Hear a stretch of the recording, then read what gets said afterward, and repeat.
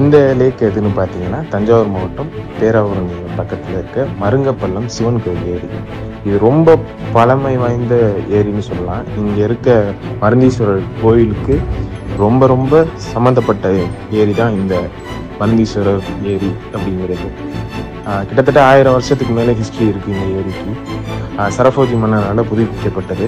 இந்த ஏரி வந்து நிறைய மருத்துவ குணங்கள் கொண்டது அப்படின்னு சொல்லுவாங்க. நிறைய பேர் எங்கெங்கேயோ பகுதிகளிலேருந்து வந்து நோய் சரியாகணும் அப்படின்ட்டு இந்த ஏரியில் குளிச்சுட்டு இந்த சிவனை வழிபட்டுட்டு போவாங்க. ரொம்ப பழமை வாய்ந்த கோயில் அப்படிங்கிறதுனால இந்த ஏரியாவே ரொம்ப ரொம்ப ஃபேமஸான கோயில். இந்த ஏரியை சீரமைக்கிற பணிகள் நம்ம வந்து ஆரம்பிக்கிறப்ப தன்னார்வலர்கள் தேவை அப்படின்ட்டு அறிவிச்சிருந்தோம். ஏன்னா இந்த ஏரிக்குள்ளே வந்து நிறையா பாட்டில்ஸ், நிறையா பிளாஸ்டிக்ஸ் இதெல்லாம் இருக்குது அப்படின்னு சொல்லியிருக்காங்க.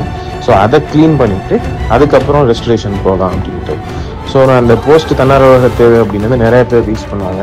அதில் குறிப்பாக பார்த்தீங்கன்னா டாக்டர் ஜேசி குமரப்பா பேராவூரணியில் இருக்க ஸ்கூல்லேருந்து நாங்கள் என்எஸ்எஸ் ஸ்டூடெண்ட்ஸ் இருக்காங்க, நாங்கள் வர்றோம் அப்படின்னு சொன்னாங்க.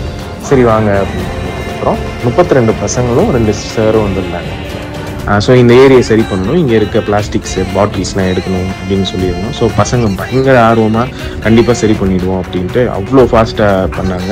இந்த 32 பேரும் 8 டீமாக பிரிஞ்சுக்கிட்டாங்க. ஆளுக்கு ஒரு சாக்கு எடுத்துகிட்டு அந்த குளம் ஃபுல்லாக போய் சுற்றி எங்கெங்கெல்லாம் பிளாஸ்டிக்ஸ் பாட்டில்ஸ் இருக்கோ அவ்வளோ உடஞ்சி கிடந்த பாட்டில்ஸ், கண்ணாப்புன்னு நிறையா குப்பை இருந்துச்சு, டிவி உடஞ்சது, ஏதோ கிடந்தது, எல்லாத்தையும் எடுத்துகிட்டு வந்து 8 பார்ட்டாக பிரித்து கொட்டி வச்சுருந்தாங்க.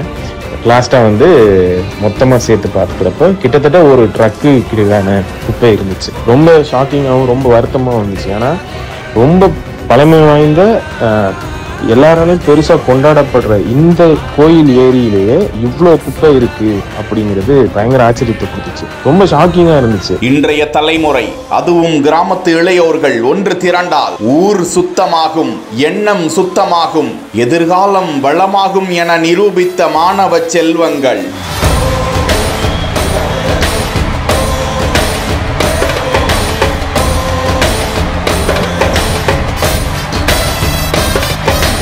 ஆயிரம் ஆண்டு பழமையான ஏரியை ஆக்கிரமித்திருந்த மது பாட்டில்கள், கப்புகள், வாட்டர் கேன் உள்ளிட்ட பிளாஸ்டிக் குப்பைகள்.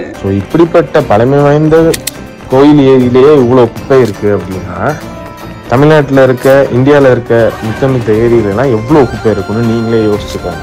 ஸோ அப்படி தான் நம்ம ஏரி குளங்களை பார்த்துட்டு இருக்கோம். அப்படி இல்லவே இல்லை.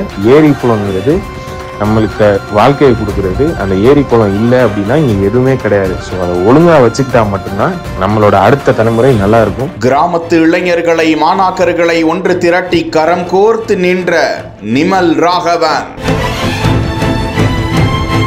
இன்று அந்த ஏரி சுத்தமானது, நன்னீர் கிடைக்க பெற்று இந்த கிராமம் பரிசுத்தமானது.